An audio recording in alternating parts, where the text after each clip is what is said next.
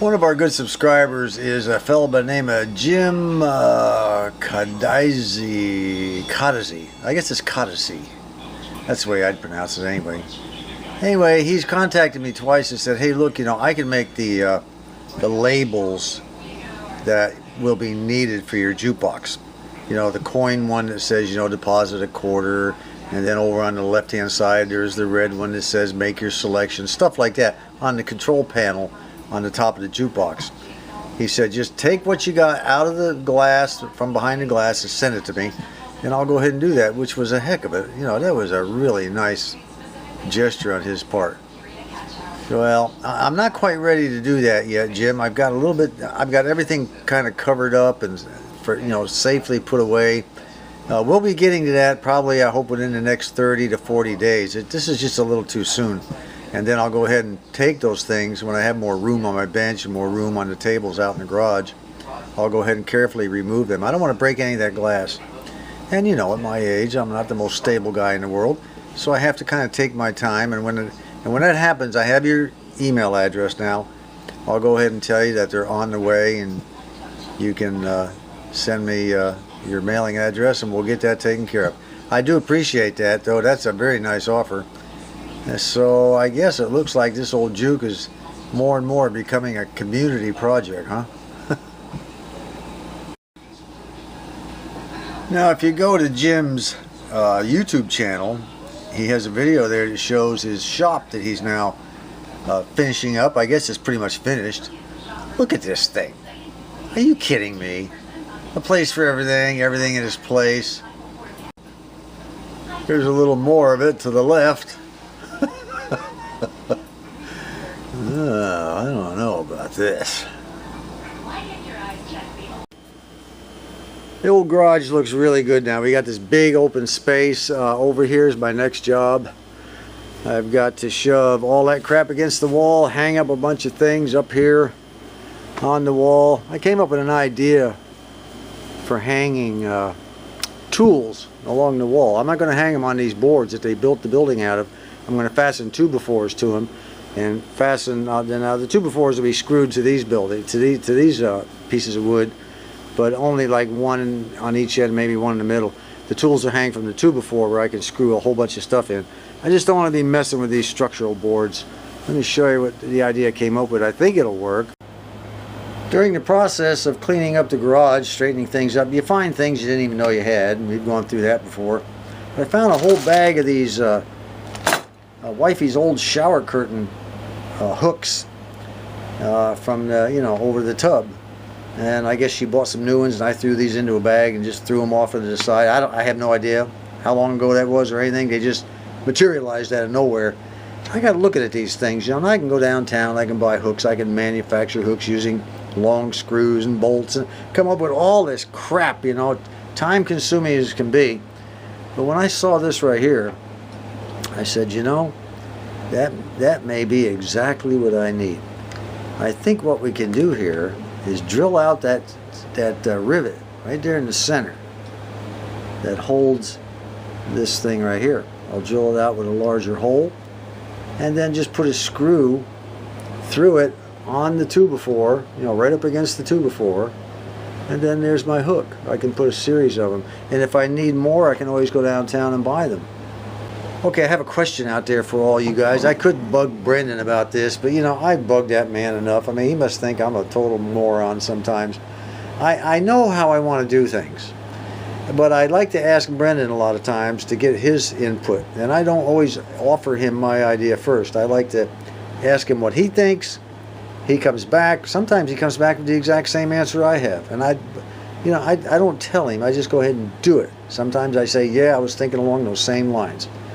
Well, here's our problem. This thing here, during the flood, it was sitting up on edge like this against the back of the television that it goes to, which is a floor model Silvertone, black and white. Anyway, the flood water took it down, covered it with water, and now it's warped, as you can see.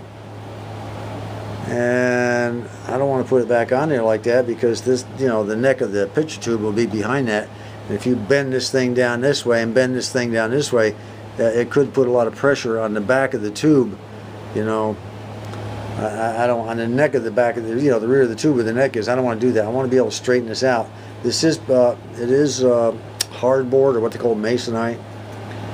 I don't know, what do y'all think? Is there a way to straighten this out? Can I like spray it with water and then set weights on it? I don't want this thing to start swelling up and be worse than it is. Somebody out there has straightened this thing out, or this type of thing out, or this kind of particle board, or not particle board, but masonite out without damaging it. So give me your ideas on that. Alright, let's see if I can't drill out that center rivet. And I'll get back with you. Hopefully it'll be a nice soft aluminum rivet, easy to drill. Well, there you go. Worked like a charm. The only problem was these rivets are solid. Would have been nice if they'd have been hollow. Would have been easier to drill. But they came right out with no problem at all. Those are going to make great garden tool hooks. Shower curtain hooks. Who would have thought, you know? It's good and solid.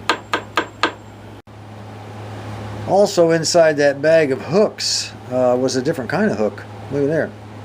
I didn't know it. I just kind of rifled around to pull out another one of these, and there this was. Well, what do we do now? Well, we're going to go ahead and still use them. Instead of drilling a hole out and worried about all this crap, I'll just get the old drill press out. We'll just drill a hole right above it, right in this area here. It'll work, although it's not perfectly flat on the bottom. It's kind of a decorative round, but it'll work once it's screwed to the wall.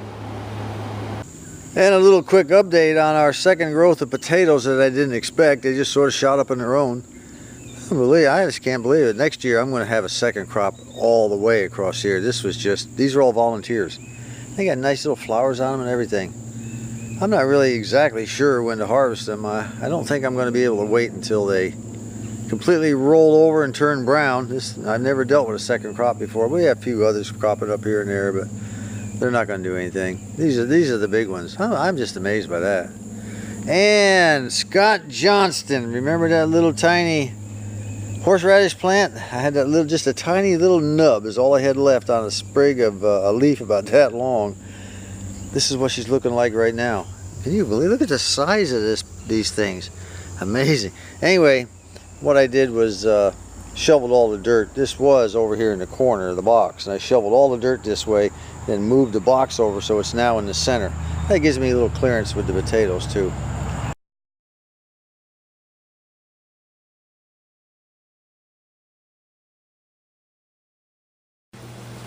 With wifey down, I'm doing the cooking. So tonight we're going to have some taters and onions.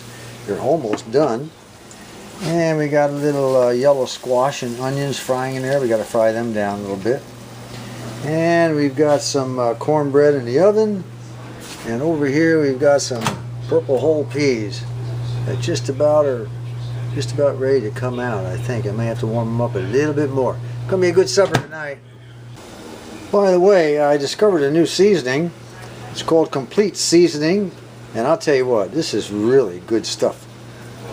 It's got everything in there you need. You take a little of that, put it on your fried potatoes and onions, and you can add just a little bit of seasonal to go with it. Mix the two together in there, not too much. It really makes those taters and onions taste good. A cornbread we just discovered not too long ago. I don't know if it's been out on the market for a long time, but we haven't seen it. It's called Fleischmann's, simply homemade. This is really, really good cornbread. Turns out perfect every time. Well, there's the cornbread after it just came out of the oven. And that's the way it looks every time. And it tastes great. Easy to make. I decided to eat a can of sardines and mustard. An old 64 goat, he likes those sardines, boy. I tell you, he probably can't get enough. He's probably smacking his lips right now. Anyway, this is just a nice little snack, you know, get you some saltines and nothing like it. And my buddy Mac, he just to show you that he's a man's dog, I'm going to take a little piece of this sardine here, and we are going to give it to him to see if he likes it. Now, you'll find out that old Mac is a man's dog. Here you go, sweetheart. Ooh, look at that. See there? All right. He's tough.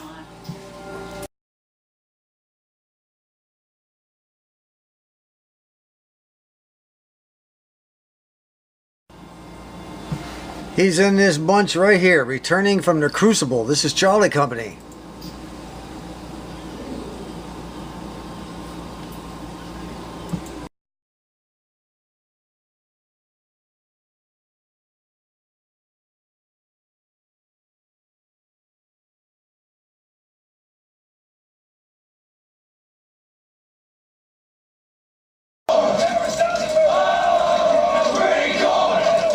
No telling where he's at, but he's in there somewhere.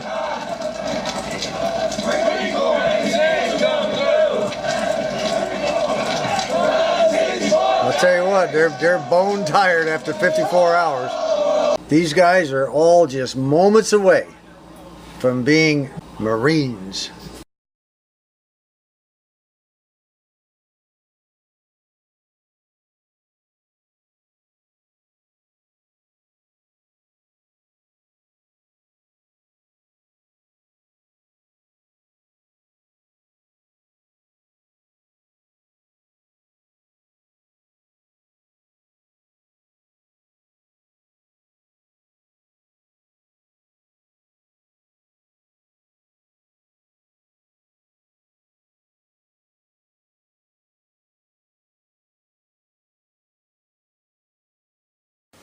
Now this is what a real workbench looks like.